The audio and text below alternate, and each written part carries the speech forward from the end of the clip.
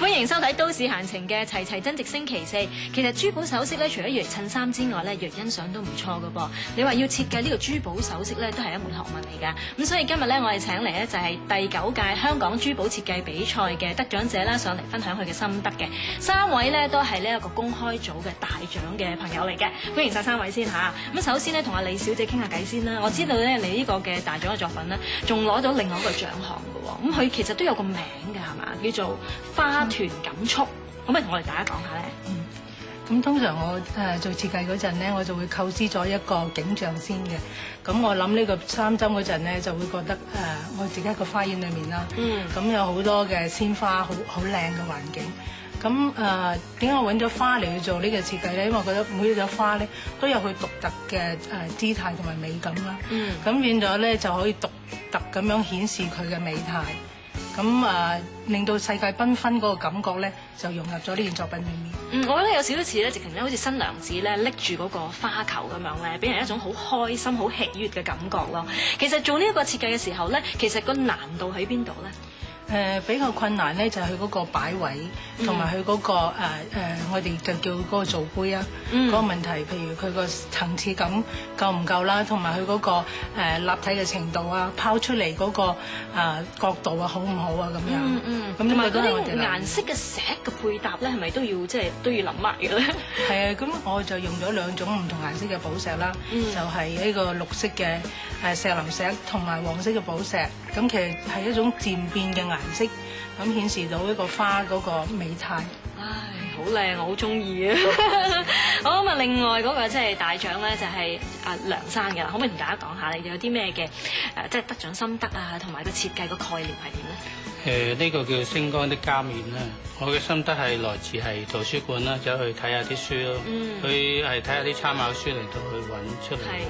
就因為我本身我都好中意啲星體嘅嘢啦。同埋咧，佢呢個設計咧，原著喺嗰啲球體，就佢啲球體咧就牽引住嗰啲係無數嘅鑽石咯。佢就有一粒好主星，嗰粒主星就可以360度咁轉嘅。呢個就叫做星光的加冕。就佢又有好多粒碎石嚟到圍住咯，就好似人哋交織咗一種心靈咁咯，就每一個階段咁樣去環繞住咯。好活動嘅感覺，我覺得係。但係呢個就係耳環嚟嘅，點解會即係設計喺耳環嗰度，又唔會設計喺呢一個就鏈嘴嗰度咧？我都有咁嘅打算，不過就遲下先。不過我都係隨意咁去諗呢個款出嚟啫。其實都好閃閃靈靈咁樣啊！